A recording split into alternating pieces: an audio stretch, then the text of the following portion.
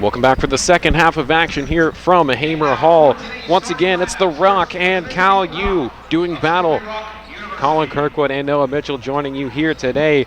Noah, it's always a good one when these two teams get together. Both have plenty of athletes, to say the least. Yeah, definitely. I mean, he was on display in warm-up, seeing all the crazy windmills, 360s, between the legs, dunks going on. Like I said, in these layup lines, so definitely look forward to this being an explosive game. Tim Smith Jr., one of the notable players for Cal U of late. He led the team on Wednesday against Clarion in the win, and he set a career high with 21 points. Yeah, shooting 8 of 15 from the field. I mean, Tim Smith has really just been starting to find his rhythm, find his groove, and being able to shoot very well from behind the three-point line in his recent outings. Cal U on defense has been a very tough task for a lot of teams to deal with so far. They rank second in the PSAC, and they're among the top 25 in the country right now in opponent three-point percentage. Teams against Cal U only convert about 31% from behind the arc, so they've been locking it down, and we've seen that on display plenty of times. Yeah, I can think back to the game against Shepherd, where Shepherd was really struggling from behind the three-point line due to California's defense not really giving anybody a good look from behind the three-point line. Always a hand up in somebody's face. Cal U, of course, coming off the 76-67 win over Clarion. The Rock, however, they were rolling for a little bit there. 1-2 last week, but they suffered a 69-49 loss against Gannon on Wednesday. Gannon's a tough team to play against. They like to control the tempo and keep it slow. We saw in the first matchup. Yeah, I remember listening to a little bit of the broadcast. You talked about how Gannon was, like you said, trying to keep it slow and trying to keep the game at their pace the whole time. Of course, we are now in the second half of play between Western Conference opponents here. Cal U snapped a 10-game road losing streak in this series between the two earlier in the season with that buzzer-beating win by Brent Pegram, 94-93, in what might be the instant classic of the year. Yeah, definitely going to be hard to forget that, especially the reaction that Brent Pegram gave the Slippery Rock bench, telling them that he does this and this is his house. Definitely look for Slippery Rock to come out with a little bit of a chip on their shoulder, and it might be a physical first 10 minutes of the game. Let's check out the starting fives for both of these teams here, starting with the Rock. Noah, you've got those. Yeah, coming with Slippery Rock, we're starting off with number 1, Tholel, and then we got number 4, Layshawn Lindsley, number 5, Devontae Robinson, number 15, Will Robinson Jr., and number 25, Amonte Britt. Something to take notice of. Mike Attila not starting here today for Slippery Rock. Jared Armstrong supposedly not being able to make the trip today as well, which could be a beneficial thing for Cal U. Starters for the Vulcans read as Germain Hall Jr., number 0, number 2, Tim Smith Jr., number 3, Zion Collins, number 5, Brent Pegram, and number 11, Luke House. Rock got the first control here, and they'll have the first possession. Let's see how this one fares. Shot out missed by the Rock. They save it, however. They can have another opportunity.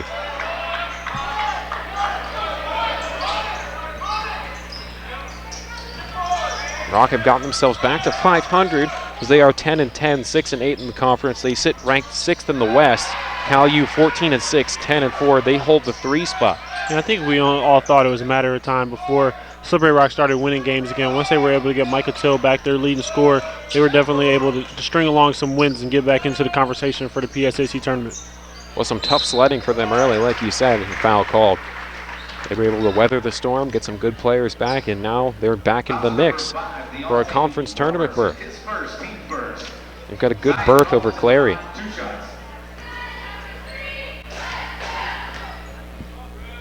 Zion Collins at the line now off that foul. He missed the first one. Collins, a guy who shoots 77% from the charity stripe on the year, looking to split the trip. Can't get it. Just like that, we'll stay at zeros after that foul by Deontay Robertson.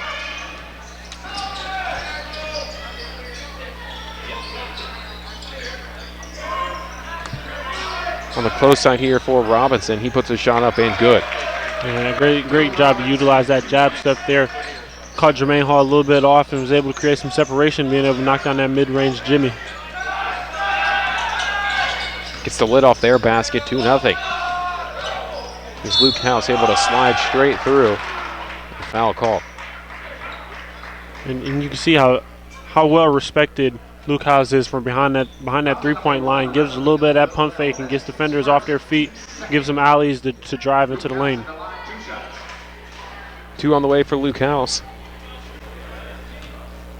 Shooting 76.9% as he's off the front on the first one. Really starting to get very comfortable on the offensive end. Saw a couple of star games from him. It really started things on the eastern swing out in Westchester and Millersville. After that, it was just all downhill sledding from there. Yeah, put on a great performance at Seton Hill where he was the leading scorer there and knocking down pretty much everything that he got a wide open look at.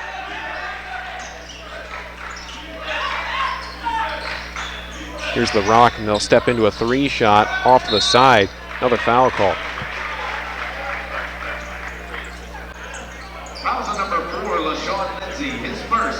I think one of the things I really appreciate about the game of basketball opposed to football is just the creativity that they're allowed to display. You look at all of these different colored shoes out here. I mean, they're really allowed to do whatever they want opposed to being on the football field. We have to keep it like one color. Tell you what, that'd be something if you could bring out custom cleats for that too. I am seeing at least one pair of Kobe's on the court right now from Germain Hall. Something I really took note of in the past couple of games. There's a thrown up shot missed. Going to try for Pegram to start his day off right, couldn't get it.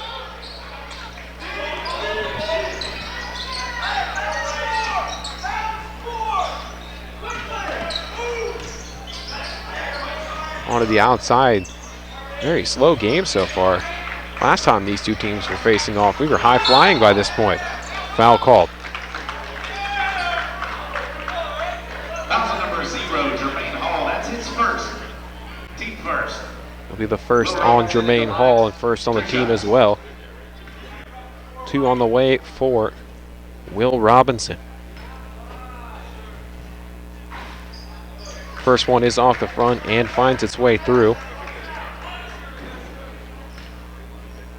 Robinson, a guy who shoots 82.1%, so can convert at a decently high rate and goes 2 of 2 in that trip.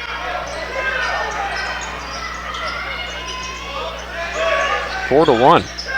Only a 1-possession game. Here's Hall in the cut for the inside. Another foul called. Got caught a bit there in the air. LaShawn Lindsay. Yeah, that could have been a really scary fall there. Catching that leg on the back of Germain Hall could have been a scary fall there. Nice to see him land pretty smoothly though. Now Micah Till back into the game for the Rock. Surprised he actually didn't start in this one. Thought we would see him in that starting lineup, but he'll come off the bench today. Looks like the Rock actually opting for a bit of a longer lineup today with Revelina Hallel, the 6'7", 215 freshman from the Netherlands. We saw him off the bench in the first matchup between the two. And there's a block away. Trying to lock down that perimeter area as well as right along the basket as well. They got that and they can check it off. Yeah, Deontay Robertson doing a good job of staying real close to Zion Collins. Talk about Zion Collins being a very quick ball handler and just doing a good job of sending that one away. Germain Hall fires one away from long range, cans it, and we're tied at 4.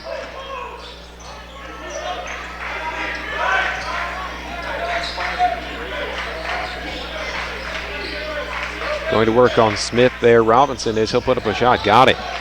Interesting to see Vulcan still going with the same kind of strategy that they used last time on Amante Britt, giving him a lot of room out there.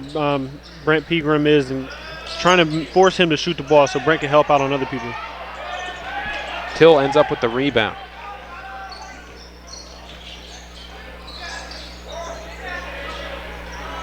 Another turnaround shot, looking to get him started here. But Till follows it up and thunderous block there. Smith able to slide over and put it away. This could be an entertaining matchup between the two. Now Smith and Till down low again. Till lost his control there, and now it goes back to Cal U. Here's House on the finish, and he'll take a tumble right almost into the baseline there. Watch out down there, Gooch. They're coming for you. Yeah, he's going to have to check out, hold up, protect that camera with your life down there, Johnny. Brings us to our first media timeout of the day. Now it gives us a chance to look at how these two teams stack up against each other. And like we said, it's a 3-6 matchup right now actually between the PSAC West teams, Cal U, of course, in that 3rd spot, Slippery Rock in the 6th slot. So, I mean, you could really be seeing a potential playoff preview here. Yeah, right, exactly. A team that we could see a lot more of down the road. Two very good teams. Talk about they match up pretty decently, pretty evenly on the athletic side of the game. When coming into it, you got to look at the slight edge that California has on the points per game, coming in at about 81, and Slippery Rock coming in about 75. I think a big thing you're going to look forward to here is the steals and the turnovers. I think whoever can win that game, along with the rebounds, is going to have a pretty good control of the score so far. Both teams near that 40 mark in rebound, 39.5 for the Rock, about 36, give or take 37 for Cal U. So both these teams off to a hot start already on the glass, 6-5. Of course, this game from Hamer Hall, home with some pretty great men's teams, to say the least here. Most notably the 1991-1992 Final Four team, 31-2 they went. Ended up coming up short, as well as notable others.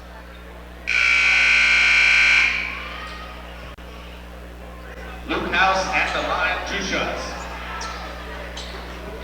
Luke House ends up back at the line as Donovan Walker makes his first appearance for the Rock.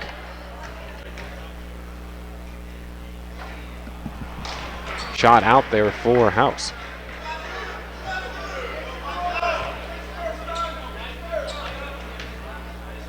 Next one on the way. Got it. Vulcan's only 2 of 6 from the charity stripe so far today. Yeah, not off to a great start. Something that still got a lot of time to correct though. Plenty of time as Robinson is back to work on the offensive end and another foul call.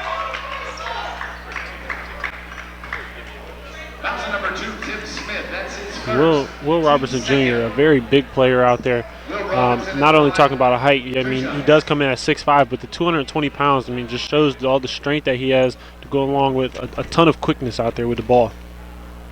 He's a senior from Baltimore. Pretty interesting high school. He comes from Digital Harbor. That's a fun one.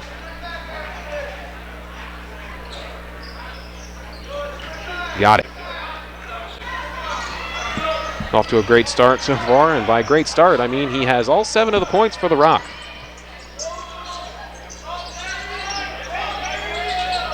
Really a start that you can only dream of most of the time. Vulcans on the offensive attack here, and it'll be a teed up long ranger off the back there for Hall. Ends up with Smith. Now he'll step back and shoot this one. Rim out. Went for a finish there, did Hall. Just wrong timing on it. Would have been great if he could have finished it.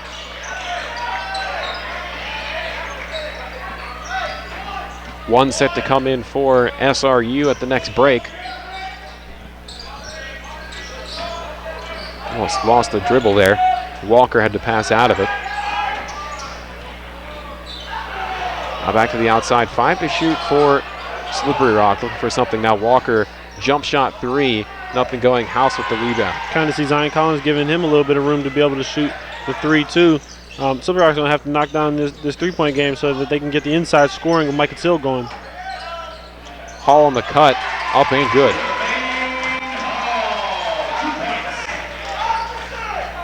Had a lot of room to make that one fall. Yeah, the screen, off-ball screen gave Germain Hall, like you said, a good amount of room to be able to have a good look at the basket. There's a good shot for the Rock. It's a Monte Britt. Woodland Hills kid from Wilkinsburg.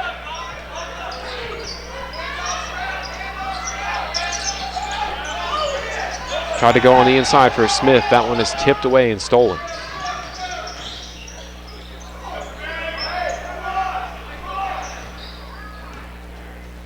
Pace of play continuing to be on the slower side here today. Here's Walker with a runner, missed it. Short on everything. Yeah, kind of ended up with 2 players in the same spot there. His own teammate kind of contested his own shot. Zion Collins on the other end gets a toughly contested 2 to fall. Just like that, it's a 1-point game, 10-9.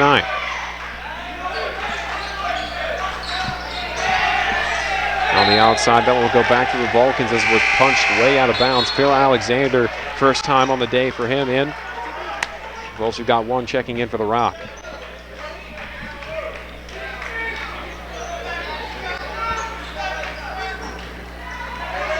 It's Jason Folks.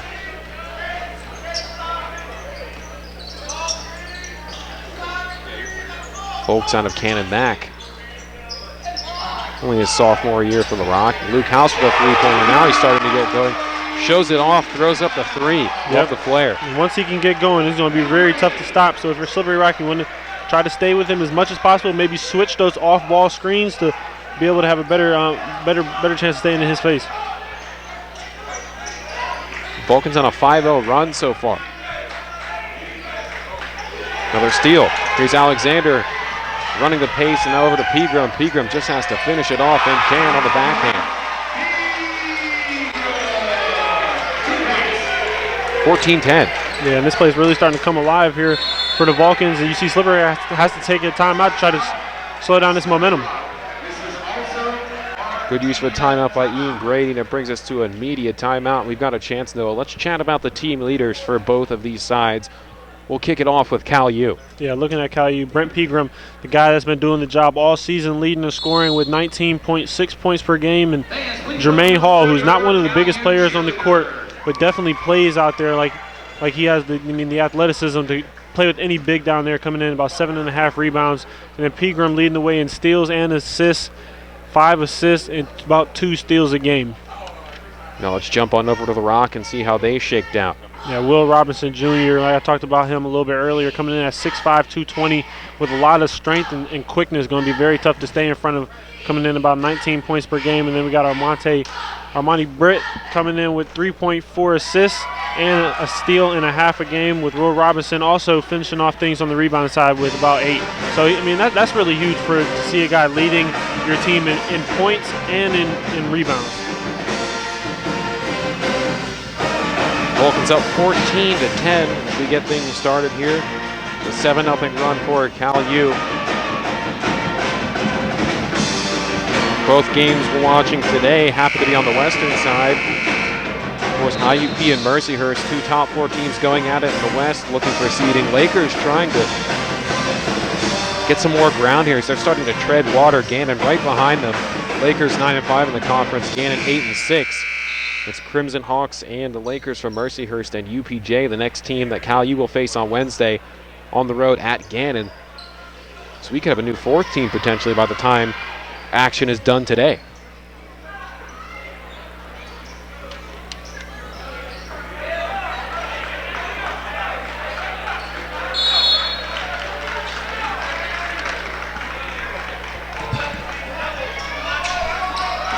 Slippery Rock back on offense now.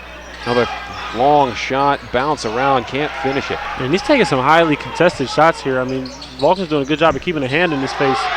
Went for the big finish there. Would have been a highlight and a half, just off by inches. It's a shame. I was excited for that one. Back on the outside.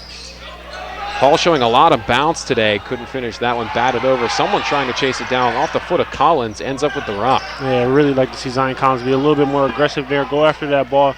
Try to get every possession possible for your team. Here's Walker on the inside and a foul called. Foul number 3, Zion Collins. It'll be Zion Collins picking up his first and third on the team.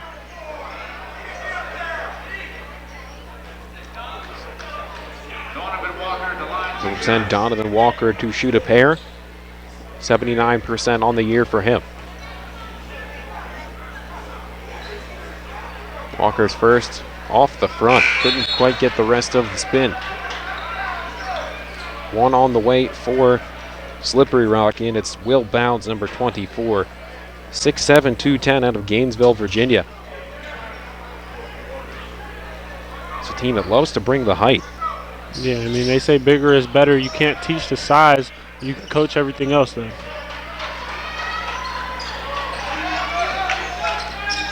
It's 14-11. in this first half. Luke House looking to add to it with a 3. Ended up short.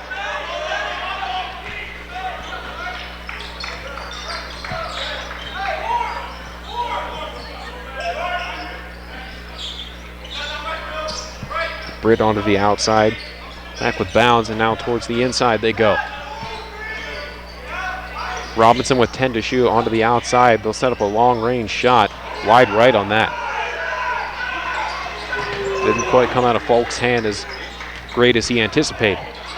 Here's Hall really attacking the basket and finishing that one. He is showing some hop today, to say the least. Yeah, and there's that athleticism that we've been talking about since the game started. Him being able to start on one side of the basket, jump and finish on the complete other side, and getting contact and one to go.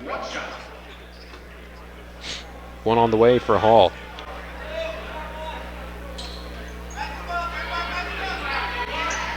.6%.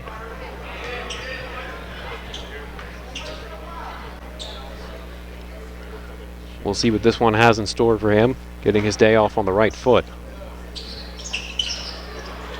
Off the side, nothing going. They'll still take the 2, however. Walker on the outside, but this one has a screen to get some room. Hallel on that far side now, looking for more room off the screen again. Now they go inside for Robinson. Robinson with some pressure, loses that one. Looked a little upset with the amount of contact, but there was no foul. Pegram on the way through, finishes that one, up and down he goes. They're doing a really good job right now of being able to run in transition. A lot of transition points here for the Vulcans and getting up the court very quickly. Hallel with a long 3. Off the glass and a miss. Now Pegram, not sure how that one's going to shake out. Alexander just has to finish it, can't get it. Would have been great again. Setting themselves up for quite a batch of highlights here. We just need to see a finish. We should be able to see these highlights on the next edition of the Danny Sandcombe Show. And then over to CUTV Sports 1, subscribe and hit the notifications so you don't miss out on the next one.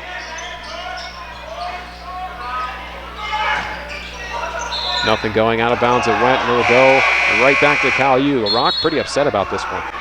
I think they might chat this one over.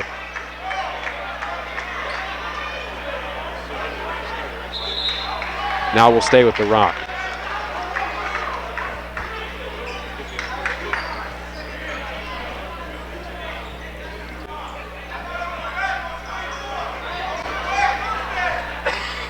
Hallel set to inbound this one as Tim Smith back into the game. Fresh off his career high against Clarion on Wednesday.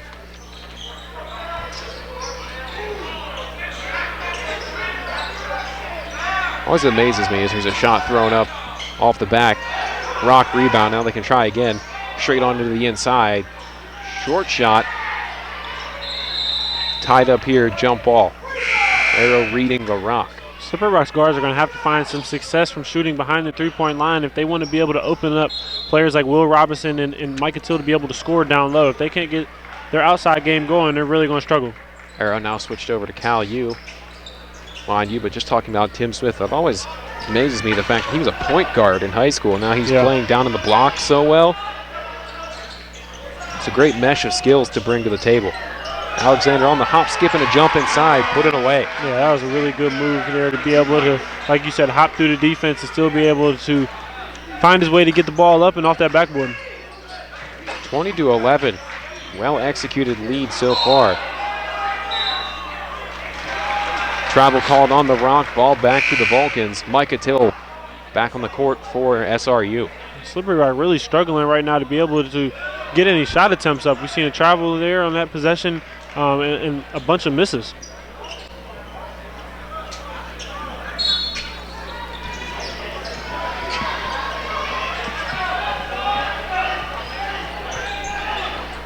Pegram to the outside in the cutting house. One set to come in for Cal U next. Setting up the lob for Smith, trying for the backhand finish. Like you said, set up for a bunch of highlights, just not able to get any of them to fall. There's a canned shot. Walker bounces off of that one. 20-13.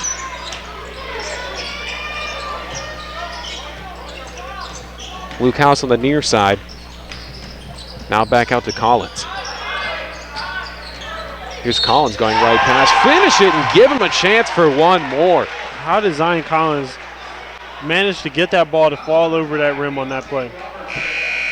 That is his third. Team 7. Here's Philip Alston now, first time today. Phil for Phil as the sub. I'll tell you what, if the basketball team is looking for a great thing to do during the offseason, may I suggest a sitcom called Phil and Phil? I don't know about you, I'd watch that. Sounds pretty good to me.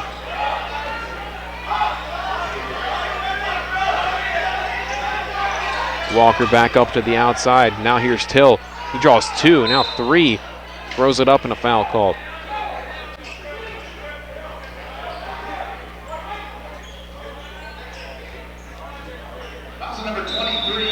It'll be Philip Alston picking up that foul. First for him and 4th on the team. Now it brings us to another timeout. We can chat about the schedule here for the day on the 1st. Of course, we talked about those 2 marquee matchups that we're going to be checking out. IUP at Mercyhurst as well as UPJ at Gannon. To look at some of these other ones, Seton Hill at Clarion, that could be a tough one. Clarion actually upset Seton Hill's women's team today, so they can try to keep that momentum rolling. East Stroudsburg at Shippensburg, 2 tough Eastern teams. Shepherd at Lock Haven, Mansfield at Westchester. Westchester took quite a slide there in that men's size. They were at one point top 10 in America. Now they just slid 5 in a row. Yeah, I mean, we've seen that struggle come from our women's basketball team here with the Vulcans. You talked about it a little bit during the break, how they were ranked in the top 10 in the country and have really just fallen off since then. So, I mean, like, they say basketball is a game of runs, but I guess that also goes with the record as well, right? Bloomsburg and Millersville, the last one, as Edinburgh and Kutztown have off on their byes today. Cal U's bye will be next Saturday. But don't worry, CUTV's got you covered once a Vulcan Athletics. We'll have hockey live, a doubleheader. That'll be exciting. I'll throw you in there, see how much you know about hockey. Yeah, definitely not too much of a hockey fan. My dad watched it a little bit. There's not a hockey team in Cleveland, so there's not too much there to be looking into besides, I mean, the Lake Erie Monsters. That's right. Testing you on the skills there. Went to a game in elementary school. That was it. Got to see them a couple of years ago. I'm a big Hershey Bears fan, and they actually played each other in the Calder Cup Finals, which is the championship that the American Hockey League has, that both of them vied for. And Lake Erie, now the Cleveland Monsters, ended up winning that one. It was not a close contest. If memory serves me correct, they took the series 4-1. Micah Till goes 2 of 2 in that trip after the break. So we'll do a run-up boot camp. We'll get you trained up all on everything you need to know about hockey in the next couple of days, so you'll be ready. Back to basketball action here. Pegram and Alston playing game of catch on that far side of the court here. 10 to shoot.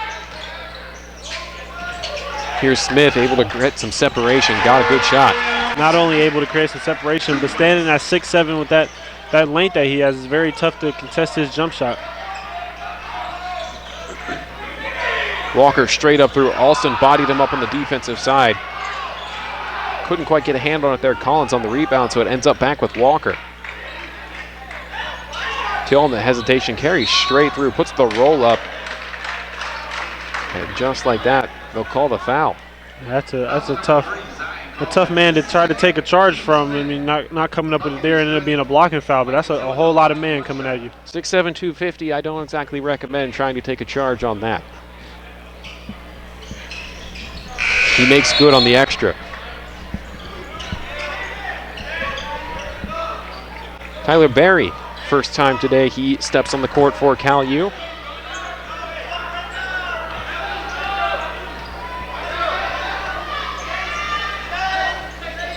It's a 25-18 lead for Cal U. About 7:10 left to go before we hit the halftime mark.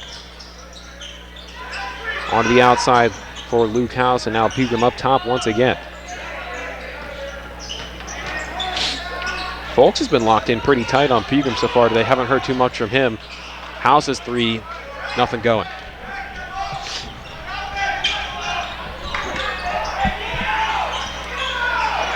something that just caught my memory. I think back to the past game between these two and just some of the monster blocks that Phil had on Ncaa there, sending a couple of them off the backboard. Brent Pegram had 30 points against the Rock the last time around, and they're doing a great job of keeping him quiet. So far, he's only got 4. Yeah, you talked about that. This is a team that brings a lot of length. You look at the roster and how it shakes down. I see at least 2 6'7s, a 6'8, 6'4, and maybe a 6'5. So a lot of wingspan to bring to the court here. Ncaa off the inbound. Speak of it, he uses his wingspan to his advantage, but just couldn't get the right bounce to finish that one off. And he's a little frustrated that he's not getting any foul calls down there. Feels like he should be getting them. Outside for a Luke House 3. Off the roll, got it.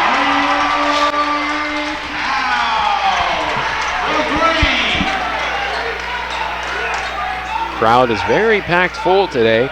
Seeing a lot more people start to come out here now that school's starting to get back into swing, looking for things to do on a Saturday. What a great way to spend it. And, I mean, and the Convocation Center is huge. Right. So they got all those people spread out. I mean, it definitely looks really nice seeing everybody packed in, not to a small arena, but a smaller arena than the Convo. Smaller venue and people on the near side that you can't even see. There's quite a few. Out of bounds that went, it'll stay with the Vulcans. 2 on the way in for the Rock.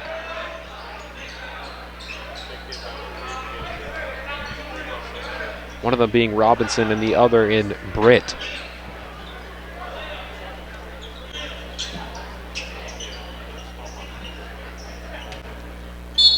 Pegram on the inbound goes over to Alston. Now Pegram's 3 launched up off the side. Alston contested that one. The other way it goes. Yeah, just a little bit too aggressive there, trying to go over that rebound, but that's a foul I feel like you can live with if you're Coach Sankum. Haven't heard too much from him lately. Normally you can tell when he's trying to get his point across. Had a nice chat with him this morning on the way in. Hallel on the near side. Behind the back move there to get some separation and pass that one away. Now Walker with a 3. Rims around and good. Only a 5-point ball game as Walker's got 6.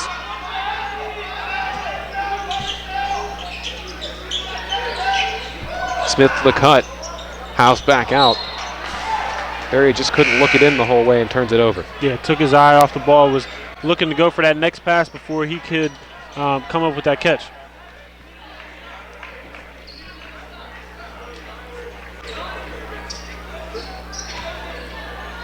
Here's the inbound, and we're back underway.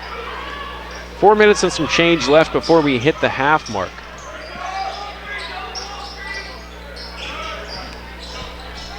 Walker back outside, 3-point for the Rock.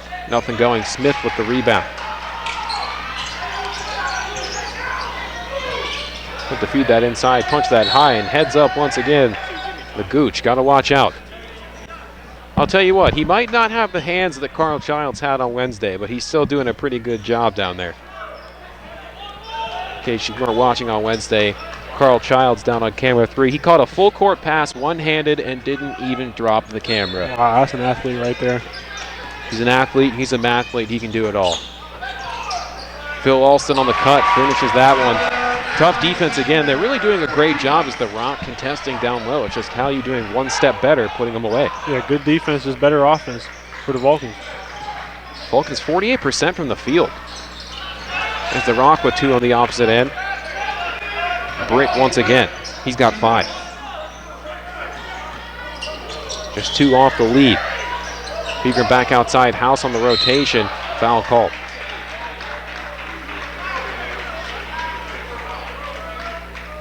That should bring us to a timeout here, and it will. And there you can see right about now on your screen, there's Alex King and Matt Kiefer, all responsible for CalVulcans.com. Alex is on his way right up here to see us here shortly, so maybe we'll get him to give a shout out. What do you think? Yeah, sounds good to me. But anything Cal Vulcans related, you can catch it there at CalVulcans.com. A lot of great things going on there. Feature stories, stats, news, highlights, and more. on the online home of your Cal U Vulcans. Back to the PSAC West, Noah. Like we said, Cal U in the 3 spot, Slippery Rock in the 6 spot. A lot of good teams below that 3 spot for Cal U that can really bring it day in and day out. Yeah, I feel like we say that all the time, but it's so true. Exactly. I mean, I feel like the only teams that you can really count out right now have to be Edinboro, Seton Hill, and Clarion. Everyone else is competing for spots towards the top of the West standings. Besides, I mean, that IUP spot, they're playing really good basketball right now. But I mean, look at Mercyhurst, you look at Gannon and Slippery Rock, they're all playing very good basketball right now. Cal U's going to have a very tough task after Wednesday once they go on the road to UPJ. We'll have IUP back-to-back days there, the top 2 teams in the same week. It'll be a tough one to say the least. No basketball on Saturday, of course. The 5th will be the last one, and then back on Wednesday night, that 12th. Will be a home game, 5:30 and 7:30 here from the Convo Center against the Crimson Hawks. So make sure you come out and join us. That'll be a good one to watch. The first between these two was very competitive up through that first half and even halfway through the second until IUP really got control, but playing tough. Yeah, definitely played it very tough. I mean, IUP's, I think that their stamina and their resilience really just came to show towards the end of that fourth quarter. I mean, not fourth quarter, second half, but Cal U just wasn't able to stay up with them. And they got into foul trouble late in that game when Pegram had 4 fouls, Zion Collins had 4 fouls, and just weren't able to keep their scores on the court. Luke House gets that pair. He's up to 10 points.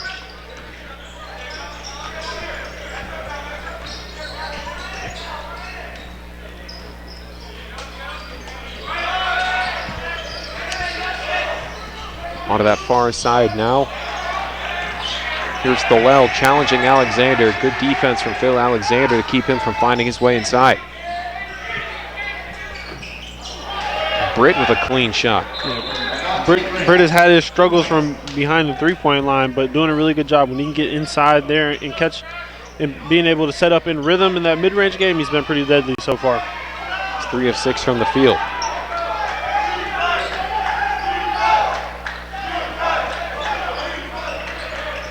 Pegram over to that far side, trying to find some room, able to dodge his matchup completely and put away another 2. That was what made him so successful the last time these two teams got together. Yeah, he's looking like he's been able to get into the lane at will, using his handles, keeping that ball on the string, and just getting through everything. He ended up getting clubbed by Walker, did Pegram there, and it took a tumble. They're looking for a foul. I don't think we'll see anything. It's pretty late at this point.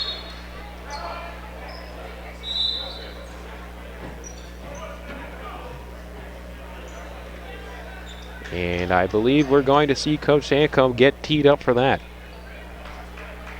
Really got to tell you, I'm surprised you haven't seen that happen a lot more often. Yeah, he's definitely a very animated coach and willing to go to war with his guys. Not sure if it's just a warning or what it is. Looks like they'll call it a warning instead. We'll have to keep it under wraps a little bit here for the rest of this one. There were a couple times, especially the road game against Millersville. That was one where I really thought we would see one towards the end when they were trying to put more time on at the end of the second overtime. The intensity that a lot of players admire. Pegram on the 3, up and good, right in the face of his matchup. Brent Pegram, a fearless shooter out there, like you said, right in the face of the matchup, and he's not afraid to shoot in front of anybody. Very confident in his game. Here's Tail on the inside for a 2. Caught it and threw it right back for the inbound. Under 2 minutes left to go, 1:55 and running. Here's Pegram on the step back 3. He got the room off the top. Till with the rebound.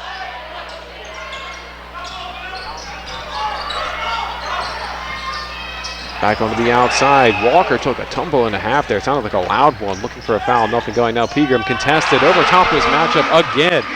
Get amped. And having to fight through Micah Till on that one too, as he was trailing to try to come up with a block, and just better offense on display by Brent Pegram. He's playing aggressive and he's playing mad right now. And he goes into a next level when he plays mad, like you said. That's something you don't want to see if you're the opposing team. Here's Robinson throwing up a shot on the inside. Can't get it. Now here's Pegram once again. Takes a bump, and now a foul called. He does a really good job of selling that bump there to warrant the foul call. It's the first on Britt and 9th on the team. We'll send Pegram for a 1-and-1. First attempt or attempts on the day. He's a 76.9% shooter.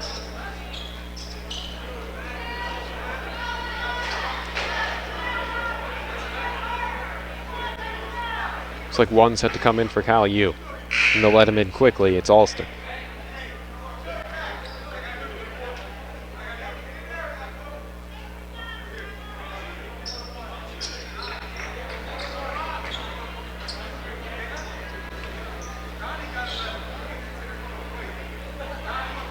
Now we'll see how Pegram's 1-and-1 goes. Missed it.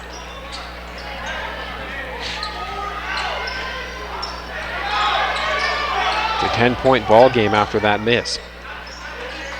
Hallel back to the outside for Britt. Now Walker pushes a few off. Hallel over on the corner. Altill on the inside against Alston. On the roll, good design for Robinson, and he'll be shooting.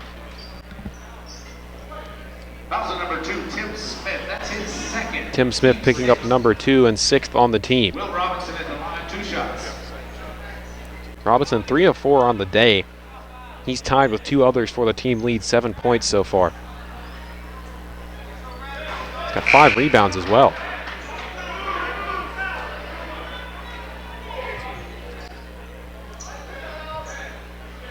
We'll see Germain Hall sub off Tim Smith. As Robinson missed the first, second one on the way. Got it. Out of a 9-point contest. Luke House off the catch. Shot is up to the side. Ended up rebounded by Hall. And Germain Hall only comes in standing about 6'3", 6'4", and usually banging with a lot of guys that are inches taller than him, and still finds a way to be able to get rebounds. Speaking of banging around with guys taller than them, Pegram down inside against the tall trees, finishes off for another great possession. Shot up for 3, can't get it. Tied up there. Back with Cal U it goes. Looks like Hall's a little shaken up after that. Be the first on Mike Until, 10th on the team now. So Hall will take the jog and he'll be shooting. It looks like Cal U will be taking a timeout with 18 seconds left to go, 17.8 to be exact.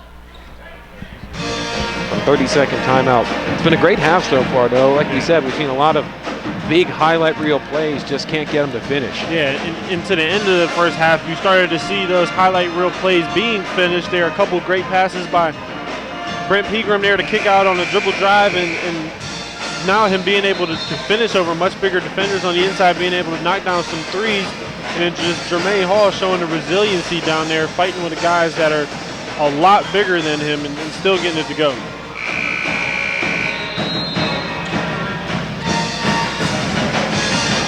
Up to the line comes Hall now.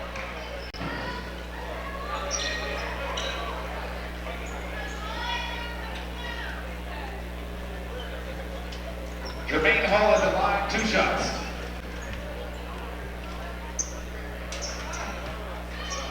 Another trip to the line for Hall so far. Only had 1 earlier and he missed it on an and-1 opportunity.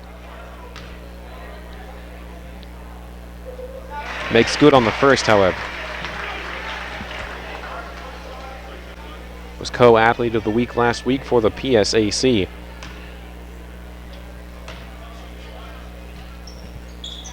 He missed the second, however. Robinson able to scoop that one up. Shot clock's unplugged with 14 seconds left to go. Big possession here for Slippery Rock. Needs to just really get a good look at the basket here, try to put some points on. Here's Till chucking up a 3. That's not it. That's not it. That's not it. 0.6 on the clock. And they're letting Till hear it right now. You hear the air ball chance coming from around the area where the football team is sitting at right now. They did seem to force that one up. Now Alexander will chuck one up at the buzzer off the front of the rim, and that will bring us to halftime. Cal U holds a lead 42-30. Yeah, doing a really good job of forcing difficult looks at the basket for Slippery Rock and doing on their side, fighting through really good contests by Slippery Rock and just being able to get more buckets to fall and when it comes down to those tight moments. Thinking of Cal U, they're converting quite well. I mean, 51.6% from the field. You can't do much better than that. No, not at all. Let me talk about, and a lot of them are coming off of pretty good contests by Slippery Rock and just fighting through them, fighting over them and around them, and getting the baskets to fall somehow. That'll bring us to the end of this first half. Don't worry, more coming up after What a Week at Cal U. Every Saturday, the feature that talks about great things going on the campus and the community of Cal U. Vulcans lead 42-30. We'll be back after the halftime break right here on CUTV Sports 1 and the PSAC Network.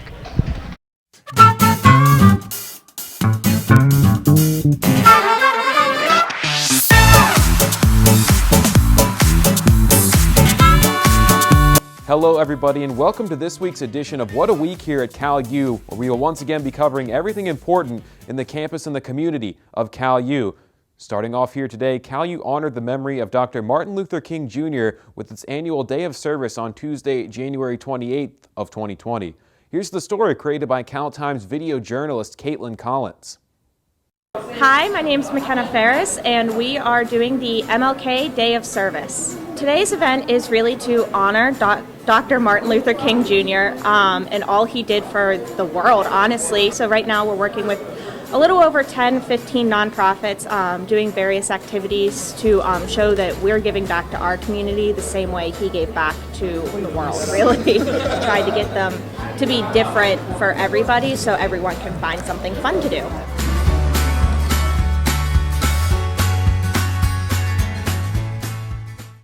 For more on Cal U's Day of Service, check out the multimedia story on www.caltimes.org. The tragic loss of Kobe Bryant and his daughter Gigi has left the entire world as well as the campus of Cal U in shock.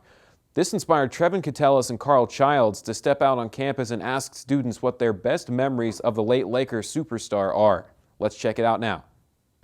Trevin Catellis here, guys, with CUTV, special edition on What a Week with Cal. We are here on a Man on the Street, going around to interview a few people around campus to get their take on the passing of the great Kobe Bryant in the NBA. Here we go. We're here with Tyson Hill from the football team. Getting your thoughts on Kobe Bryant, man. You know, what was your first initial thoughts when you saw that? My heart was broken. I was just waking up. I heard heard the helicopter crash at like 9 a.m. It was about 11. Woke up and seen that, my heart dropped, and I just instantly texted my brother, who's a big Kobe fan, and he had no idea about it. He lives in California, so in high school there was like 3 seconds left. Yeah, I did a little. I can't shoot for it, but did a little fadeaway, and you don't know what everybody said. Everybody says Kobe, and I made it, so I don't know. Kobe, and he's just a good dude. He's just a good dude. I don't know. He has a good family. He's a good person, so that just broke my heart that had to happen to him. It's rare to have a talent and a person that affects a sport as much as Kobe Bryant just passed suddenly like that. Oh, Kobe's last game for sure. I mean, the way he put it out there was the way he did it every night and the way he'd want every other player to do it. And so the final game, him scoring 60 points or however much against the Jazz and getting that win was my favorite Kobe moment for sure. I was over my boy's spot. We were just relaxing. He came flying out of his room like, Kobe Bryant died, and I had the same reaction on my face, like, oh my God, Kobe Bryant just died. I couldn't believe it. A legend just going like that. His 81-point game, that was legendary, man. I can't forget that. For me, it's always that picture where he's in his pajamas and he has the cast on and he's shooting. When Hedo Turkoglu fake passed the ball in, he didn't flinch. Kobe didn't flinch at all. Easily the best Kobe memory ever.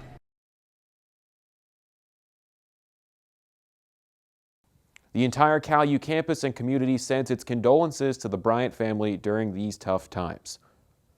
Students come to Cal U and CUTV from a variety of places around the state of Pennsylvania, including Nolan Beislein, who is from the central part of the Keystone State. He is an avid fan of the Hershey Bears, a minor league hockey franchise that calls Chocolatown, USA home. Nolan decided to take a behind-the-scenes look at an average game day experience and has released a short trailer previewing his upcoming documentary. Let's check it out. As a lifelong fan of the Hershey Bears, I wanted to go behind the glass to see how everything comes together. Everything from the fan experience to Coco the Bear. And with voice of the Bears Zach Fish, we'll dive deeper into this game day experience. Yeah, main role for me is to broadcast all of our regular season as well as playoff games on the Bears Radio Network, which consists of anywhere from 3 to 4 stations, as well as Caps Radio 24/7 on the NHL app and the Hershey Bears mobile app. Before the big leagues, all players tend to make a stop in Hershey, including young gun Cody Clark, who's playing in his first pro season. Obviously, those guys are older and experienced, and they were obviously in my shoes at one point too, so they kind of know what's going on in my head, and they've been great, kind of taking me under their wing, taking me out for dinners, and just kind of make me feel more comfortable here. Hershey is one of the most historic franchises in the AHL, with multiple Calder Cups and a game day experience that rivals any other hockey town. You know, I can say if you haven't been to a Bears game, come out and enjoy them. They're fun for the family, whether you're a hockey fan or not. They're awesome. If you're a diehard fan of the Bears, you know that this is the best place to be in the American Hockey League. We have the best fans in the league, and at the end of the day, we're chasing the championship in 2020 on a nice roll right now, and hopefully we'll be playing until June. The entirety of the documentary will be released later in the spring semester. We're going to take a quick commercial break. Stay tuned for more coming up here on What a Week It's Been at Cal U.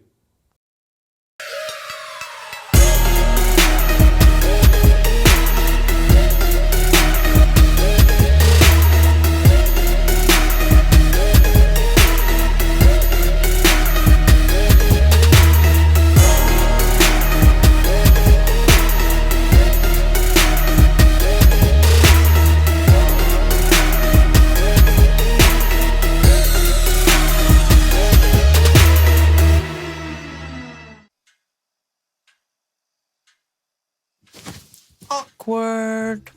I'm the awkward silence. You try to avoid me, then there I am again.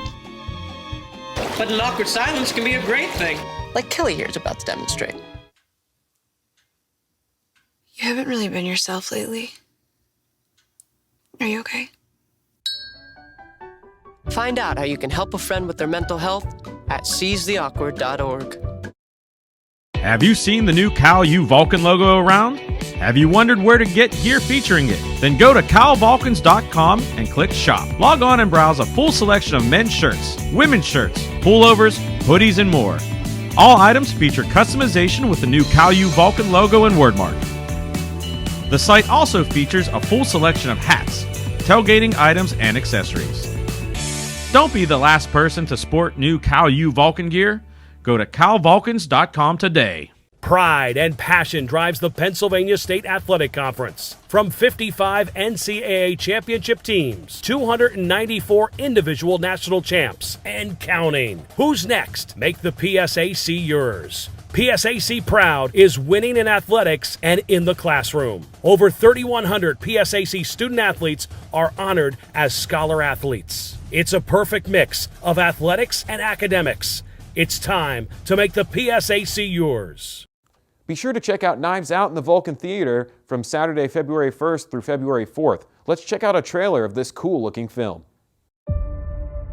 I'm Detective Lieutenant Elliott, and this is Trooper Wagner. We just want to ask a few questions. We understand the night of his demise, the family have gathered to celebrate your father's 85th birthday. How was it, by the way? The party?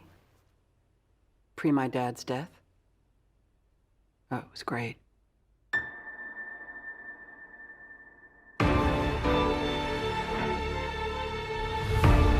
Ladies and gentlemen, I would like to request that you all stay until the investigation is completed.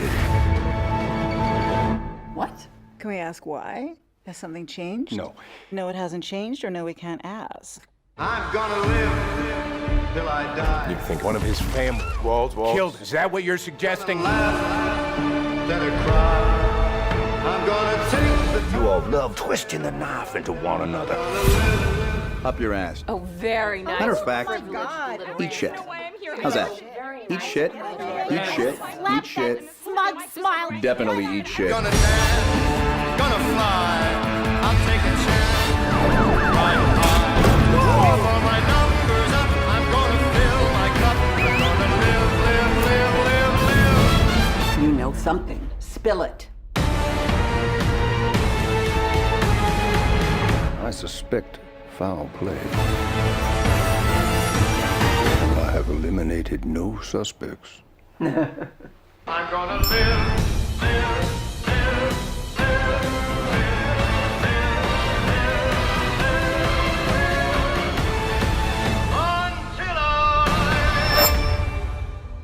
twisted web. We are not finished untangling it, not yet. What is this? CSI KFC?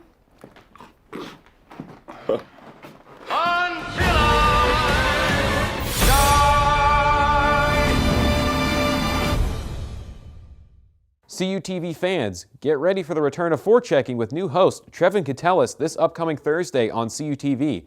TK and his friends will be talking about everything you need to know about the National Hockey League with insight, analysis, and much more. Be sure to subscribe to CUTV Sports 1 on YouTube and turn on the notifications so you don't miss out on puck drop of the brand new season. While we have a chance before the second half begins, let's review the PSAC standings as of Saturday, February 1st. Starting out here, the Crimson Hawks still at top. They have clinched their berth into the PSAC tournament 14-0 in the conference. Went the whole way through and are still undefeated, 19-1 overall. Of course, Gannon down there at 12-2, 16-4, sitting in a great place as well for them as they're having quite the resurgence right now. Edinburgh 9-5, 11-7, and Cal U in the 4 spot, 8-6, 14-6 in the conference. Still sitting in a great place with a chance to host a playoff game. Following the rest, of course, we'll go into the men's side now. IUP also clinching on that side as well, 13-1, 18-1 overall in the conference, and then UPJ sitting in the second spot, 11-3, 7-4 overall, and then there's Cal U, 10-4, 14-6 overall. Pretty good record for them and a great resurgent season so far. Looking to host a playoff game here at the Convocation Center and on the campus of Cal U for the first time in quite some time. And rounding out the top 4, Mercyhurst 9-5, 11-7. They hold on to 4th place in a battle with Gannon and the Rock towards the bottom with the rest. Finally, let's look forward to the next basketball matchup for the Vulcans on Wednesday, February 5th, when Cal U hits the road for a rematch in Johnstown with the Mountain Cats of UPJ. On the women's side, Cal U captured an 80-57 victory in the first meeting between the two at the Convocation Center back on January 3rd. Pitt Johnstown currently sits in 6th place in the PSAC West, and they will take on Gannon today on the road at 1 p.m. Looking over to the men's basketball side now, Cal U will be looking to avenge a 57-77 loss that the Mountain Cats dealt them in the last meeting between the two on January 3rd. UPJ currently sits at 2nd in the PSAC West, and they will take on Gannon on the road today at 3 p.m. This has been What a Week at Cal U. Make sure to follow CUTV on all of our social outlets. You can find us on Twitter at CUTV_PA, Facebook as California University Television, and subscribe to our YouTube page, CUTV Sports 1. For more Cal Times content, make sure to visit their website, www.caltimes.org, for online exclusives as well as the digital version of the bi-weekly print edition. Finally, for any Vulcan sports-related content, make sure to visit www.calvulcans.com and check out their content that Matt Kiefer and Alex King are constantly publishing to keep Vulcan fans informed. Thank you for joining us on What a Week It's Been at Cal U. We will see you again next Saturday. Have you seen the new Cal U Vulcan logo around? Have you wondered where to get gear featuring it? Then go to calvulcans.com and click shop. Log on and browse a full selection of men's shirts, women's shirts, pullovers, hoodies, and more. All items feature customization with the new Cal U Vulcan logo and wordmark. The site also features a full selection of hats, tailgating items, and accessories. Don't be the last person to sport new Cal U Vulcan gear.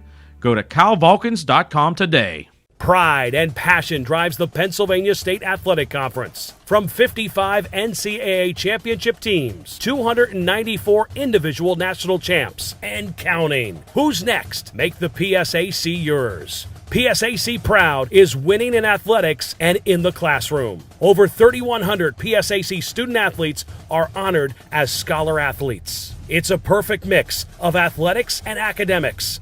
It's time to make the PSAC yours.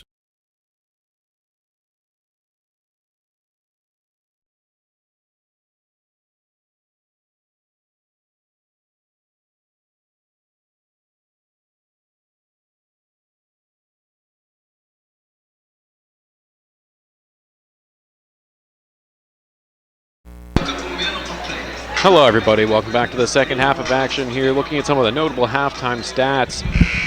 Cal U shooting great from the field so far, to say the least. 51%, 16 of 31.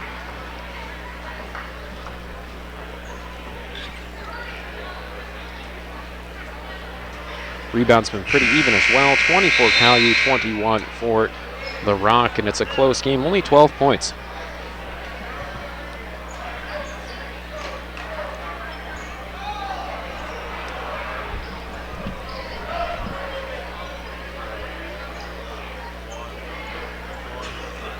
We'll see how this one pans out in the second half. Both teams eagerly want this one. It came down to the wire the first time around.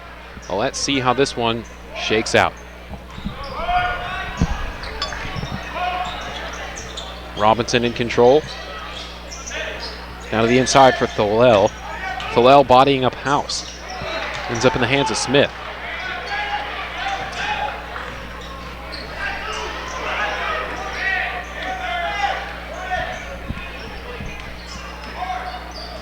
Pegram towards this near side. Back out for Germain Hall, who forces that one into House with a lot of force. And Tim Smith pots it away with a three. Yeah, but with Germain throwing that pass down there to Luke, caused a lot of attention to come down there and allowed Luke to kick it out to Tim to knock down that three.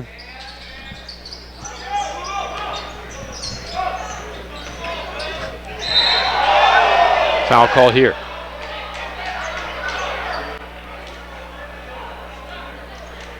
Number 5, Brent Pegram, his first. Pegram picking up number 1 and first on the team here in the second half.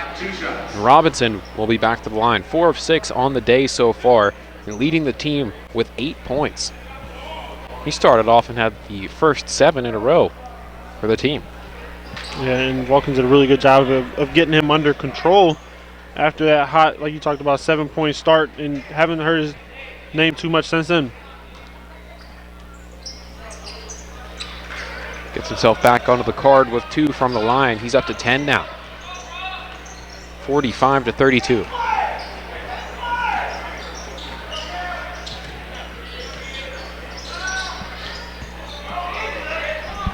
Hall on the outside, now over with House. Down low, Pegram on the near side as well. Now he'll charge right on inside, and he found lots of success the last time these two teams together. And he's doing it again today. Yeah, doing a really good job against Slippery Rock. I feel like he's had a great career against them in last season too, and just keeping with it. Just like that, they get another steal. Not a great number the other way. Zion Collins opts for a pull-up. Rebound goes to Cal-U, and they can try it again.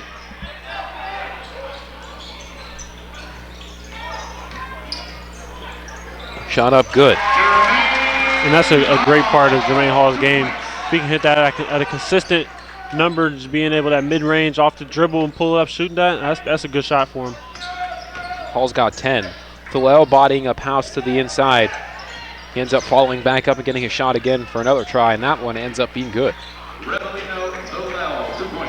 Good job by Germain Hall to contest that without fouling there, because the last thing you want to do on the second chance is send him to the free throw line to earn another one.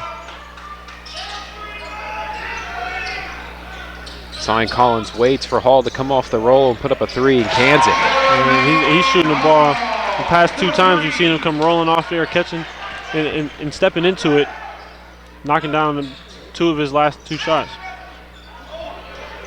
Put some bounce inside and able to finish that one off. Deontay Robertson from Woodland Hills.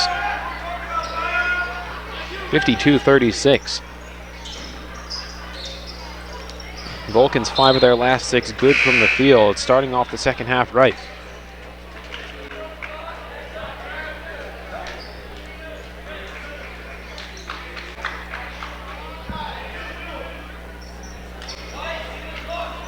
Micah Till and Donovan Walker subbed back into the game for SRU.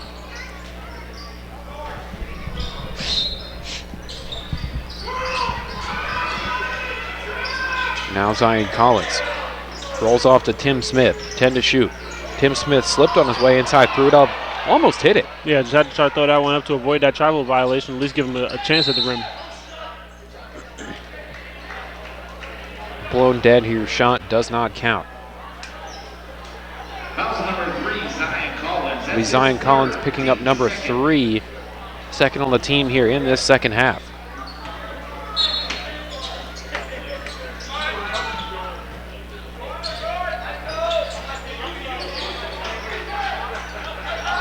Here's Walker looking to shake House loose. Now Till on the outside for a three-point shot. Off the front, no good. Oh, seems like he's been forcing up his long-range shots the past couple of minutes. And I was just about to say, I feel like Till could be such a better player on the offensive side if he worked a little bit more instead of just settling for his outside jump shots. I mean, his size and his strength down low is pretty much going to be unmatched by any team that he plays against.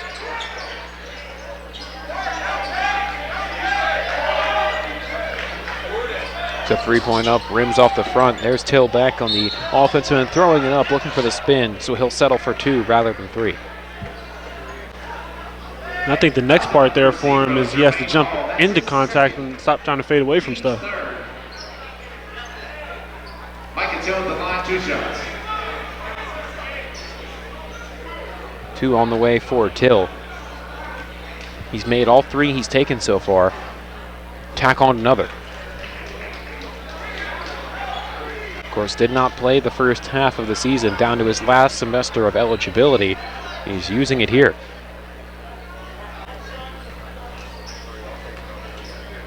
Former football player at Virginia Tech. Makes both as well on this trip. He's got 8 points so far today. 4 of them from the line.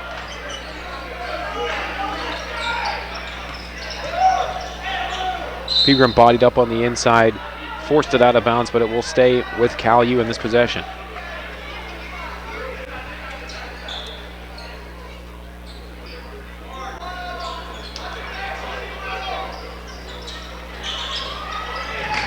Hall to Barry on the outside. Now Hall's another shot up and good. Germain Hall's caught fire here in the second half. Yeah, Germain Hall's shooting the ball very exceptionally right now, knocking down just about anything he puts up when shooting from that mid-range and 3 area. Hall 4 of his last 5 and 3 of his last 4 from behind the arc. I'm going to bring a double on him as Till rolls onto the inside and puts away a 2. And that's exactly what I'm talking about. And he's very tough to guard in there, especially when he's going towards the basket. You see they even tried to bring the double team and it just wasn't enough. You can easily find yourself back into this game if you're SRU if you hop on his back down low, because Cal U doesn't really have anybody to cover him as House puts 2 more in. And the thing with that is you have to do a better job with that double team. You've seen Brent Pegram try to come down there, just came by a little bit too late and let Mike Till get established down there a little bit too much. Robinson onto the inside. What a finish, and now he'll shoot for 1 more. Acrobatic to say the least, underneath the basket, completely able to extend and put it away. Yeah, very acrobatic. And you talked about working from one side to the other, putting a great spin on that ball. That'll bring us to immediate timeouts. We'll take a commercial break. Cal U in the lead, 59-42. Stay tuned for more men's basketball action right here on CUTV Sports 1 and the PSAC network. Have you seen the new Cal U Vulcan logo around? Have you wondered where to get gear featuring it? Then go to CalVulcans.com and click Shop. Log on and browse a full selection of men's shirts, women's shirts, pullovers, hoodies, and more. All items feature customization with the new Cal U Vulcan logo and wordmark. The site also features a full selection of hats, tailgating items, and accessories. Don't be the last person to sport new Cal U Vulcan gear. Go to CalVulcans.com today.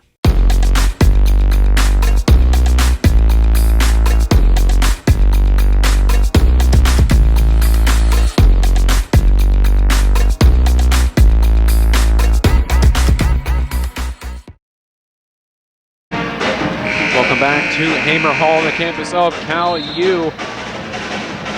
Vulcans in control, 59-40. Colin Kirkwood and Noah Mitchell with you here so far.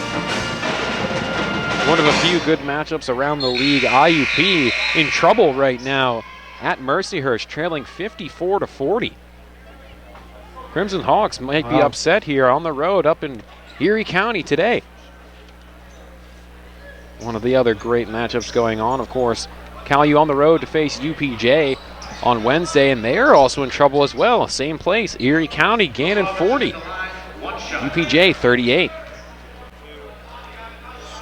Could be a great thing for Cal U's. They could gain some ground, Noah. Yeah, absolutely. UPJ drops that one. They go to 11-4. Cal U becomes 11-4 if they win today.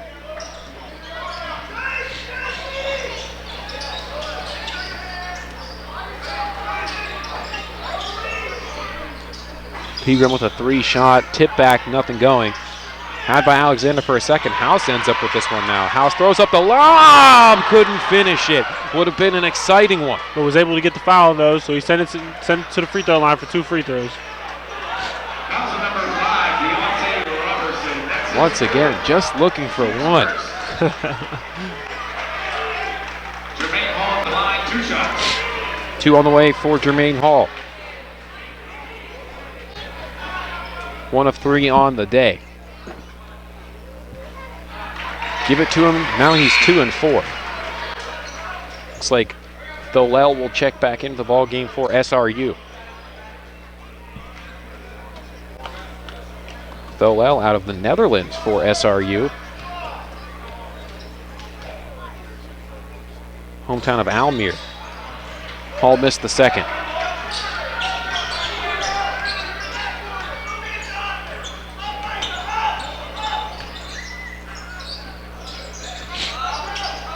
Britt over to Walker. Walker hesitates on a 3, able to pass out. Onto the spin inside, still trying to control.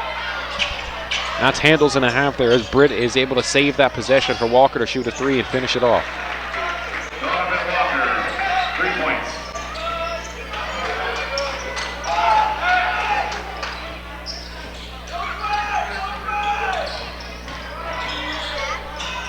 Nothing going.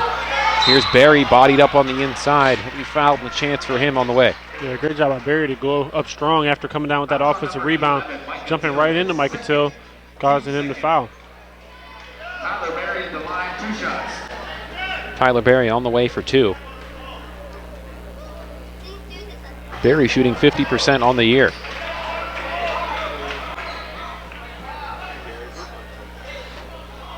Missed on the first one. Let's see how the second one pans out for Tyler Barry, most notably being the 6th man for Cal U so far this season. Splits the trip. He'll stay at 50%.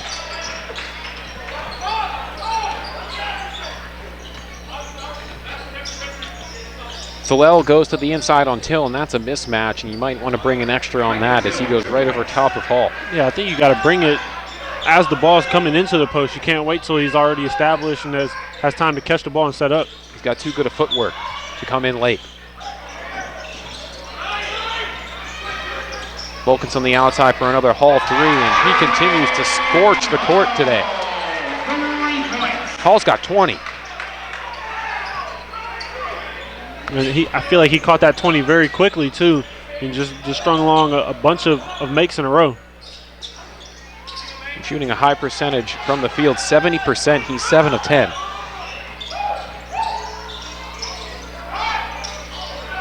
Pegram towards the top, shaking loose onto the inside, has to throw it up. Rebound brought down by Hallel. Barry almost forces a miss as he is in on Till.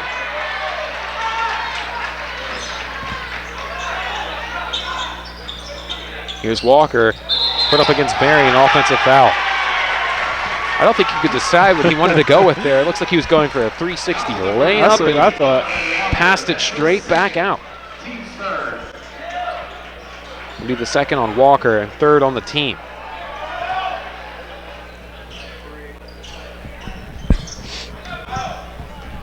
The Slippery Rock players are starting to get really frustrated. They're over there on the bench as we've seen Junior come out, and he's just really upset with the play so far.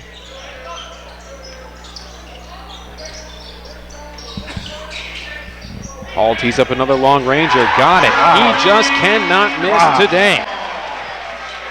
Especially here in this second half. I mean, he's definitely found his spot here in Hamer Hall.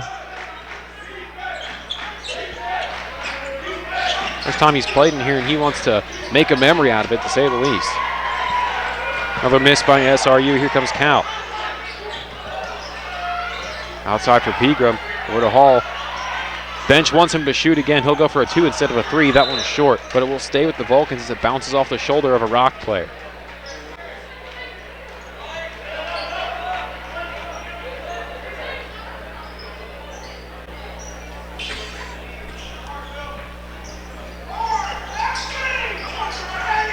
Pegram looking for an inbound, goes over to Alexander. Alexander almost shed Till, but Till with the good hands to force a turnover. Till up against Barry and foul called.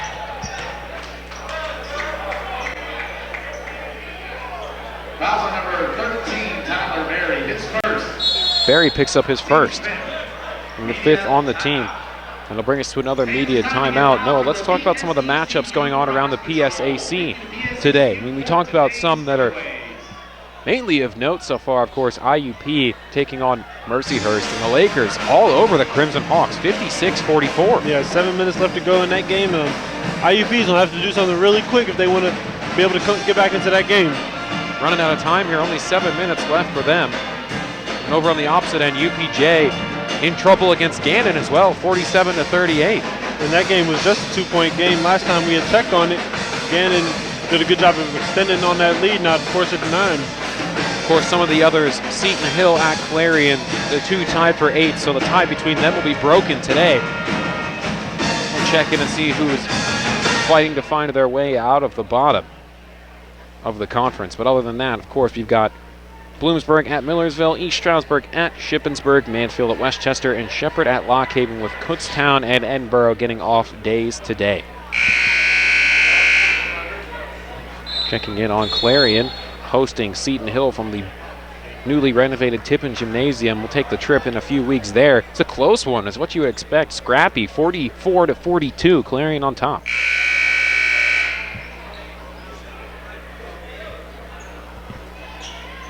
You never know who's going to win every week. We say it so often, but we can't stress it enough. Yeah, you definitely have to play the games each Friday and Saturday, and Wednesday and Saturday, to see how things are going to go. Till off the front.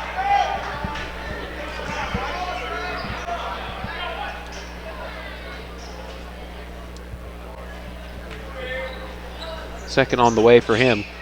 Got it, 1 of 2 that time. This is his first miss of the day as he's 6 of 7. Rock men's team doing a great job from the line, 14 of 18 compared to the women's team who struggled. Yeah, definitely struggled, and it was a big part of them losing that game. Slippery Rock right in that, but not able to stop the shooting of Brent Pegram and Germain Hall here today. Odd series of events there, ends up with Pegram. He puts up a shot with 6 on the clock and gets it to fall.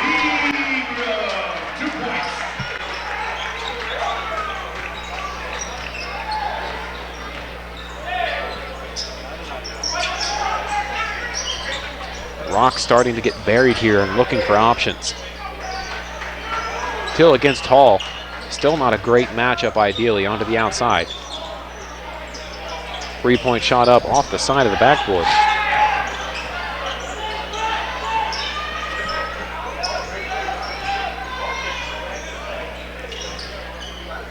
Onto the outside. House against the well. 6-7 on 6-4. Now Alexander off the run inside, was stripped away from him, and it will stay Vulcan ball with 11 on the shot clock.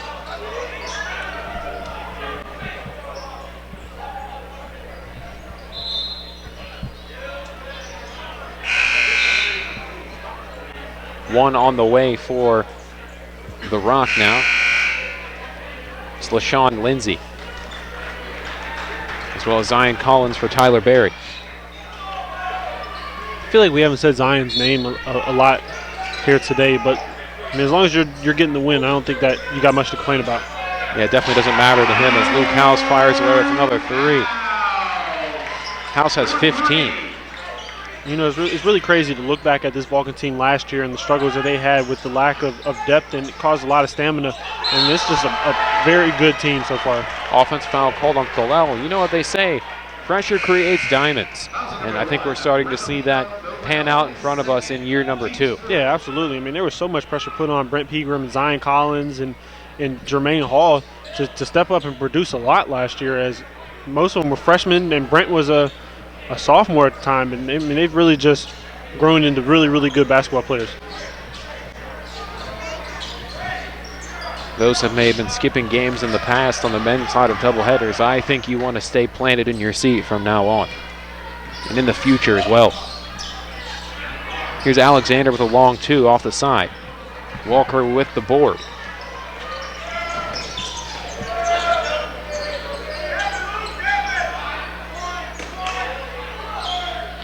Rock spread out on the offensive end on the roll. Robertson.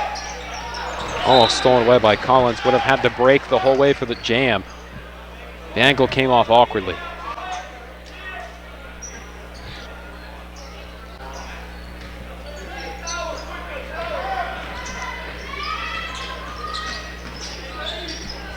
forced up shot off the front. Robinson able to rebound. Onto the inside. You like that. Yeah, definitely. I mean, just his size coming in at 220 and being able to move the way that he can move is something you don't see often. He does bring a great package to the floor.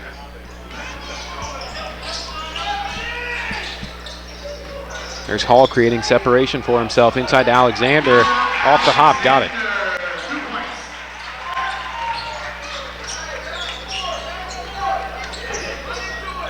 Team that's been rattling off wins in the midst of a 3-game win streak.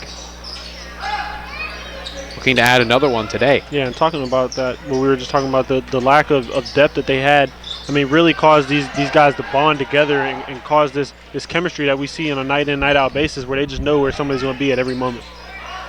What the great thing about that is, I mean, we've seen some new guys plug and play so far, such as House and whatnot, but it's almost like they've stepped in seamlessly. Right, just fit perfectly. Which is so surprising. Off the back, ends up with House, speak of the devil. Onto the inside for Alexander on the cut, put it away. 76-51.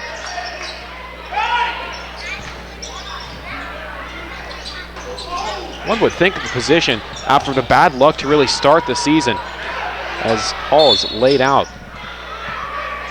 Holding his wrist. Out, yeah. It was already taped up coming into the game. Wonder if there's a re-injury of some sort. Tim Smith on his way in, as well as Phil Alston. We'll see Hall jump off with 23.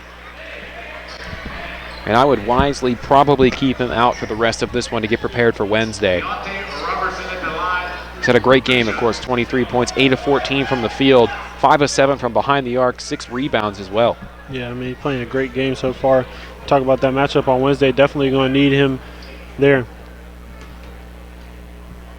Deontay Robertson, he's 50% on the year, shooting for the first time today. It's good. Here comes Phil Alston and Tim Smith.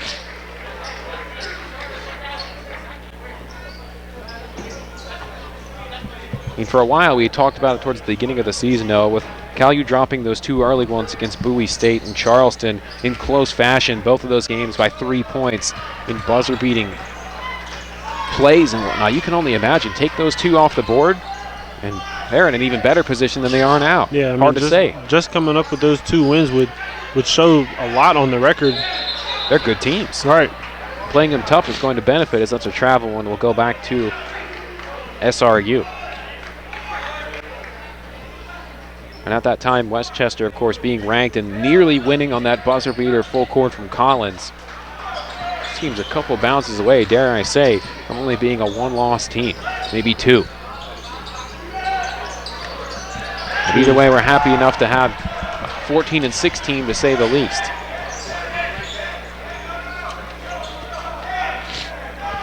Brent Pegram holding on to this one.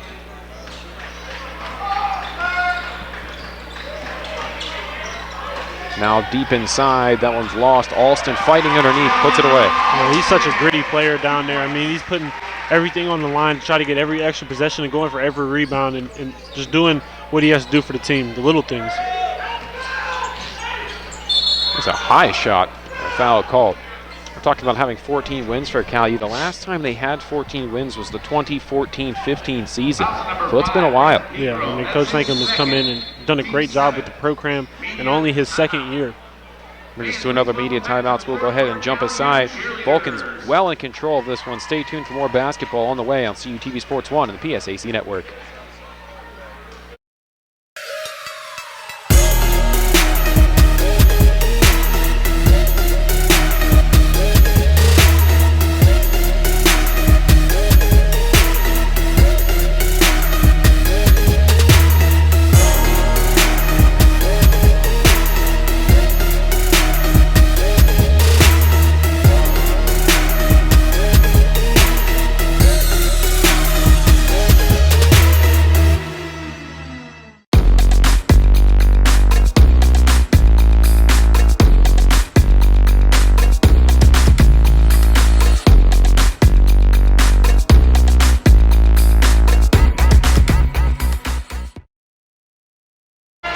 Welcome back to Hamer Hall. Another great courtside view that we bring to you today. Cal U 78, the Rock 53. Might be on 100 watch here. Yeah, Vulcans are doing the most on offense, knocking down every shot that comes available to them. And talk about playing very unselfishly. Talk about that chemistry that you can just feel it in sitting up here all the way on top of Hamer. So surprising how close the last matchup was between the two. Now look at this. Deontay Robertson at the line, 2 shots.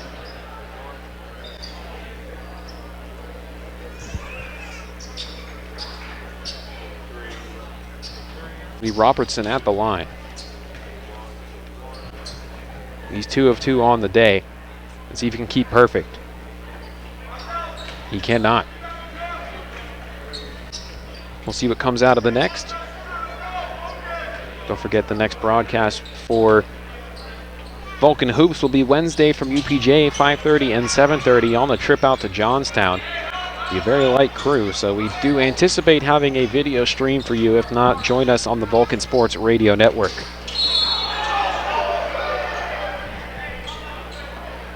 Another foul called here in the meantime. Foul number 5, Deontay Robertson. That is his 5th. It's Robertson picking up foul number 5, so his day is done. 5 points for him, a steal and a block in 13 minutes played.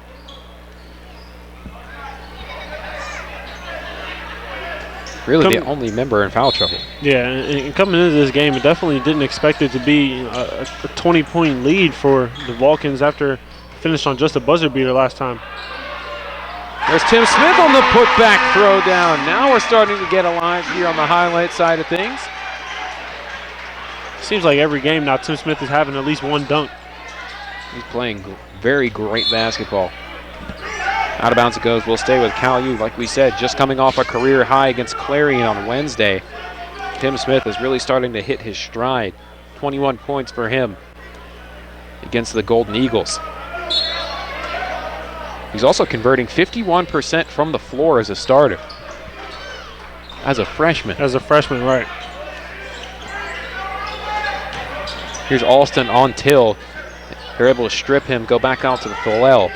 Hallel along the line, really surprisingly didn't see anything come out of that, but that's an angry jam to say the least. Yeah, definitely a great finish there.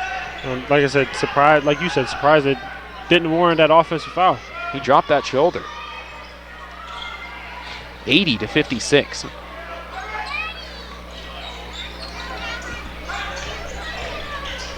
Smith on the run off the glass, went for his own tip back right over top of his head. Brock can possess now. Oh, a 3 up. Rebound Smith, and he's knocked down. I think Till will be getting a foul out of this.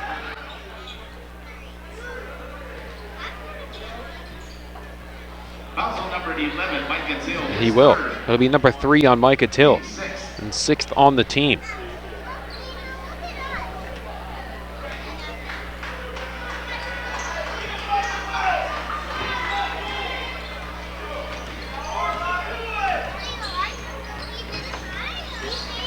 Here's Pegram once again. Had a great look, just couldn't finish it. Till pulling up for a 3 right off the dribble. Missed it. Now here's Tim Smith, able to pull back to the cutting. Alston went up tough. What a foul call.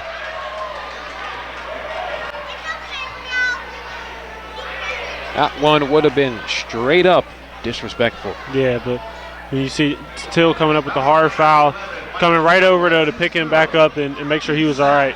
Till's 4th foul now, though. Alston's all good, no worries there. Just happened to lose a shoe. Just lost a shoe.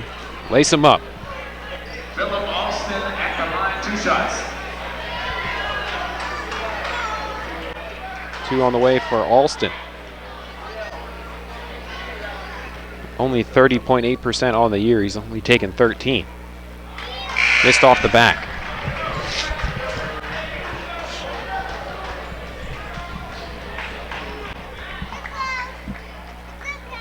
Second one on the way as LaShawn Lindsay checks back into the ball game for SRU.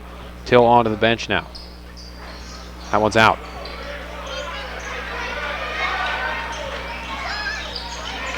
Donovan Walker controlling this one for the Rock. need to get on some kind of roll to get themselves back into this game. Another foul. Foul number 3, Zion Collins. That's his 4th. Team's 8. Jason Folks at the line. In the meantime, we'll take another quick update from Marcyhurst and IUP. It's down to 26 seconds left. Crimson Hawks have found a way to close the gap. It's only 66-60. The Lakers might have a chance to pull off an upset here. Just 23 seconds away. That's insane. That about to see IUP possibly lose to Marcyhurst. Wonder if they actually had an advantage last year in their series, of course. With the bit of poor performance they had at the Convo Center, people might have forgotten that they are the defending regional champion this year. It's always important to say with so many tough teams such as UPJ, Cal U, and IUP. And you can't forget the Lakers as well. They won it all last year.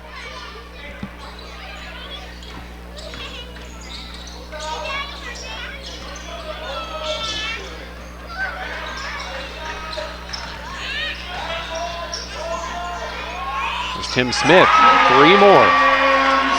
Tim has a pretty quick release to go along with that height. It makes him hard to even get the chance to close out on him. Here's Walker teeing up a long ranger. Rimmed out. Smith grabs the board.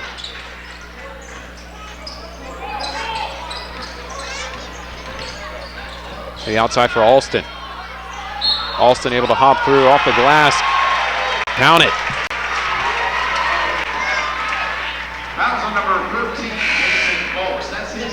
It'll be the second on Folks, and we are at the 8th for the team. Alston on the way for 1 more. Will Bounds and Amante Brick back in for SRU.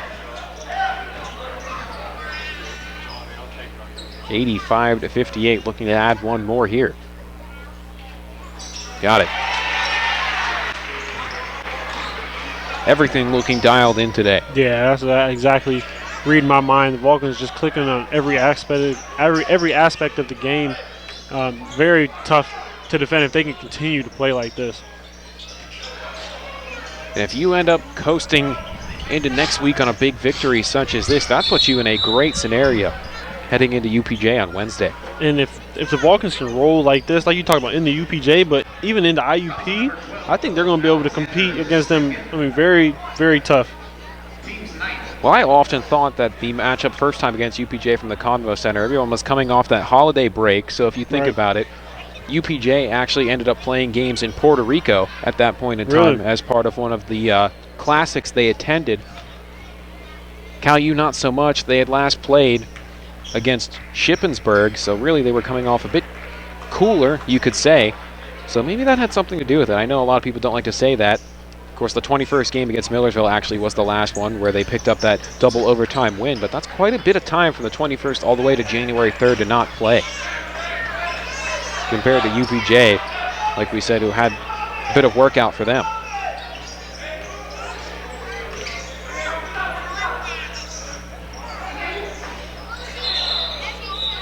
Play stopped here. Of course, for those of you wondering, they played in the 2019 Puerto Rico Classico. They played a couple of good teams in the University of Puerto Rico, Baymon, and the University of Puerto Rico, Rio Hairdrills. Teams you don't see every day, but are members of the NCAA, I do believe. Here's Alston on the break inside. Pegram just has to put it away. Got it. Talked about it earlier in this game, how well the Vulcans were playing in transition, just putting it on display again right there. A very quick team. When they're able to run and fill lanes properly, they're dangerous. Long shot off the back, rebound Alston. It was a good effort to reach up with one hand and put that one into his pass. There's Alexander catching up to the pass. House couldn't really decide what he was going with there, and they'll call it travel. He thought about shooting, but saw the open lane just a bit too late. They'll bring us to a media timeout. We will take 1 more break here as the Vulcans well in control, 88-60. More men's basketball on the way. Coming up next on CUTV Sports 1 and the PSAC Network.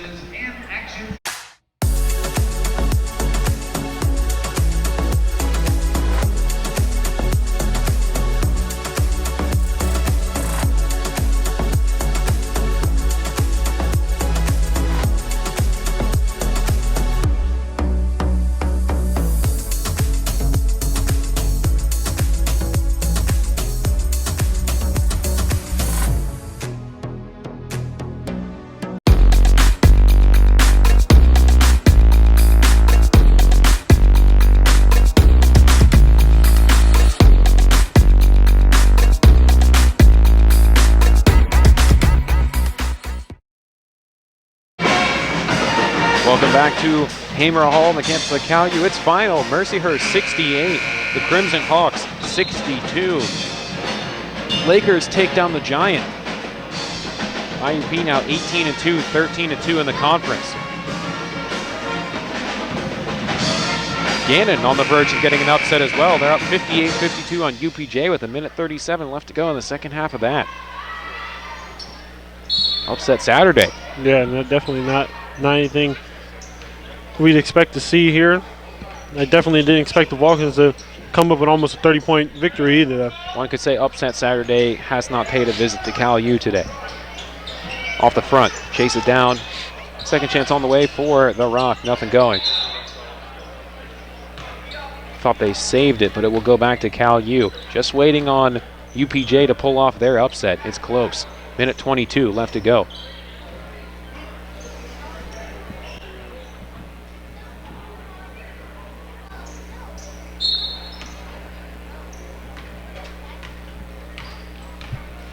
Off the court with Zion Collins now. Really haven't said too much about him today. I know you brought that up, but like you said, he's not too worried about that as long as the team's winning. No, as long as the team's winning, I think that he's perfectly fine with it. Doesn't seem like a player that's very selfish and all about his. More of a team-oriented guy that's just about getting the win.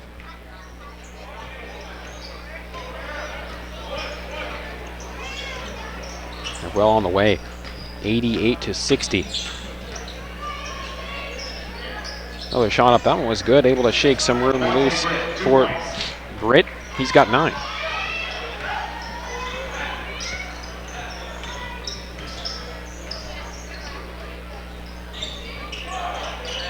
Alston up top, on his way inside with the charge, threw it up and a foul. Had some steam on his way in there. 2 more on the way for Alston. Kind of interesting here. We see almost a full unit swap for the Vulcans, but Baba Tunde still sitting on the bench. Didn't check in this game. Do know he was dealing with a bit of sickness. Okay. Well, I talked to Coach the other day as Alston made the first, but here comes a full swap like Noah said. So perhaps maybe we'll see him on Wednesday. Everyone deserving some applause here. 21 for Pegram, 15 for Luke House, 10 for Tim Smith, and Zion Collins 5, as well as Alexander's 8. Here's the Alston on the second. Nothing going on that. Into the game is Nicholas Manso, Zion Grant, Jabbar Ray, and Tyler Berry for Cal U.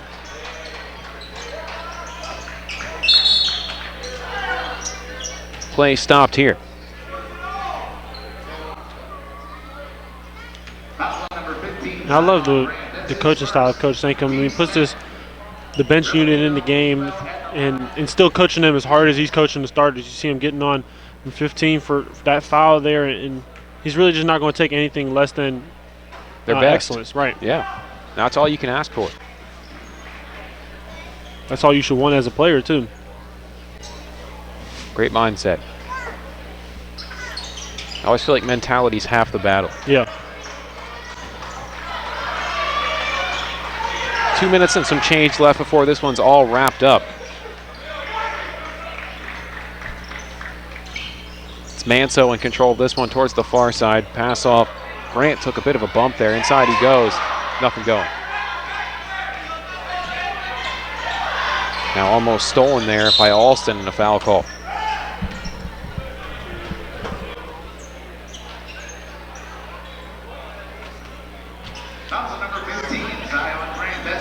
It'll be Zion Grant picking up his second. And Folks at the line.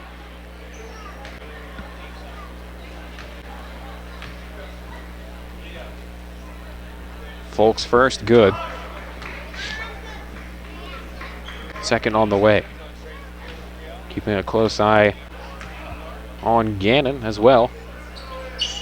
That one's good. 60-55, Gannon in the lead. 56 seconds left. Could help Cal U gain some ground into that top 2. That foot just happened to slide for Jabbar and coming up with that traveling violation. Jabbar Ray, a guy who's been around to see plenty of coaches, to say the least, as a senior. Sancombe as well as the Pryor shot up there. McBride. Hallel for 3.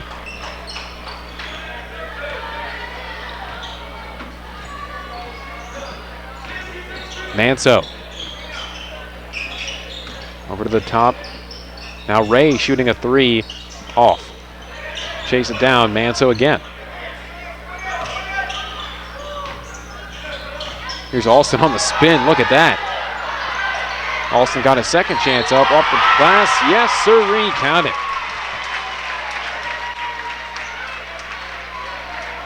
Fouls on number 24, Will Bounds. His first. Team's 10th. Bucket is good. It'll be Will Bounds picking up foul number 1, 10th on the team. Alston for the and 1 on the way. Got it. Strong offensive showing once again. 92 points and counting. We are just about ready to hit 1 minute remaining. 1 minute remaining in regulation. 1 minute in regulation. Turned over. Here's Alston on the break. Has some numbers with him. It's Barry over to the outside. Shot up for Manso off the front. 3-on-2 the other way. Rock in a deficit, so they slow things down. Now foul called on the inside as Eric Taylor was on the charge. Number 13, Tyler Berry, his second. Eric Taylor at the line, 2 shots.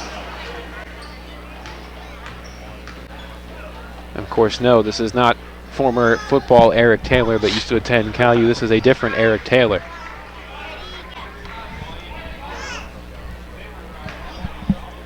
Already have 1 football player on their team. Don't know if there's enough room for 2. Got that one as well. You know, I was thinking about it a little earlier. I was surprised that Micah didn't come to play football as well as basketball. Usually in Division I athletes, when they transfer down, they have the ability to do both if that's what they want to do. Boy, he would have been something to take on. He definitely would for have the football been. side as well. Zion Grant with a 3, 95-70. Under 26 seconds left.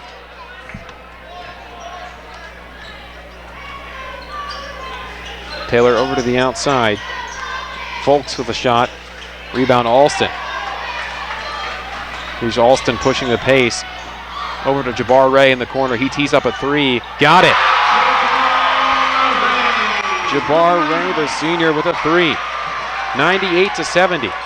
A lot of people might say that's disrespectful. No need to do it with that shot clock turned off, but I mean, I like the going for the throat mentality there. I like it. No friendship out here on the court. We're up here to do business. It's a rivalry game, and that's the way it needs to be. Exactly. And that is a great rivalry win, to say the least. Vulcans 98, the Rock 70.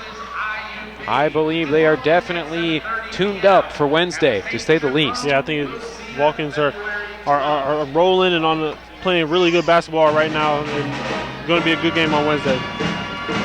Talk about some of the things that Cali really did good today, Noah. I mean, what is there not to say that the Vulcans did good today? It's tough. Germain Hall played unbelievably on the offensive side. We're accustomed to seeing him, play really well on defense, guarding whoever the other team's best big is, coming up with a lot of rebounds. But on offense today, was really on fire, hitting a lot, along with, Brent Pegram, who was unbelievable from three-point line and driving with no fear, finishing over bigger guys, into bigger guys, and just an overall great game. Vulcans improved to 15-6, 11-4 in the conference. Slippery Rock falls to 10-11, 6-9. Noah, any final thoughts out of you today? I'm excited to see how this team's going to come to play on Wednesday. Talking about them rolling, playing really hot basketball right now with a ton of team chemistry. I think it's going to be a good matchup and a great end to the season coming up. It's going to be a great one, to say the least. About 12 seconds left. Gannon just about ready to upset UPJ. The Mountain Cats will be coming off a loss for our next broadcast on Wednesday. So in the meantime, want to thank everybody who helped out on crew today. Johnny Sakaguchi, Peyton Trollinger, Tom Kate, Director Gary Smith, and for my color analyst Noah Mitchell. Good night, California. We'll see you again soon.